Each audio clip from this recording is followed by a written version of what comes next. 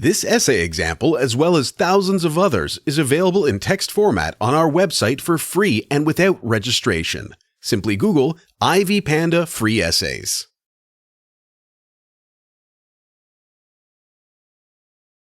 The process of reaching a goal is defined by the steps or actions taken towards that goal. The qualities of those actions can differ depending on many aspects. The philosophical and moral dilemma of finding the right way of doing things has been relevant throughout time. Often, it is a matter of personal choice, and sometimes whole societies have a certain unique method of organizing their plan of action. The saying "the ends justify the means" has been around for a long time and used in an infinite number of situations. But is it morally correct to sacrifice the said morals to reach a goal? Who sets up the criteria that allow for the usage of unacceptable and sometimes impermissible deeds?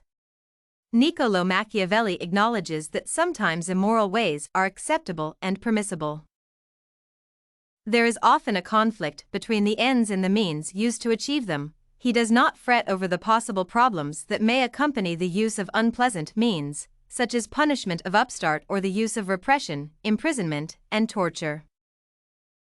Machiavelli shares his opinion on the way the government should behave and agrees that sometimes it should act harshly and in an oppressive manner for the law and order to be upheld. This is a contradiction to the authority and righteousness of the government. How can the leaders of the country who create laws and judge others by these laws break the laws so that the laws are obeyed? This makes no logical sense. The fact that some people can use this form of logic is unacceptable, but when the government decides that the freedom of a person requires the sacrifice of some freedoms, the world becomes chaotic and senseless. In reality, if unworthy means are used to achieve worthy ends, the ends will never be worthy. It is physically and morally impossible to become good and just by stealing, lying, and killing. Someone who is morally good will never use unjust means to reach their purpose. But at the same time, some situations might question this way of thinking. For example, if a group of criminals terrorize a town and always manage to evade the authorities, would it be correct for the police to invade the privacy of the whole town and listen in on the phone conversations? Or if the criminals are getting away, would it be right to commandeer a car from someone who is going to work and chase after the criminals? Even though the person whose car has been taken might feel that it is immoral, it is done for the greater good. When comparing the crimes that might be committed and the fact that the person will be late for work, it is clear that lateness is not as important.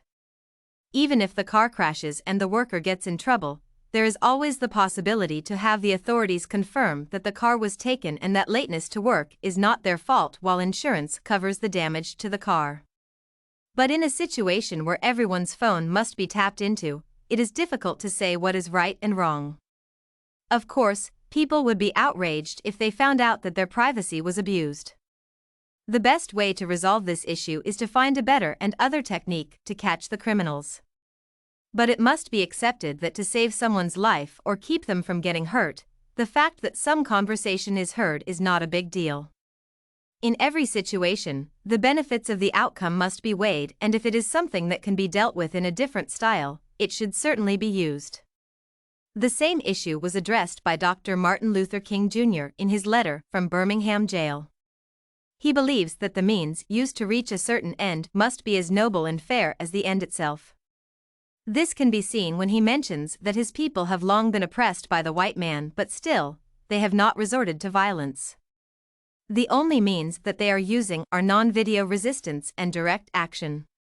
Martin Luther King admits that sometimes the harsh reality demands people to resort to direct and aggressive action, but for the others to understand these freedom fighters correctly, the means used must be based on peace.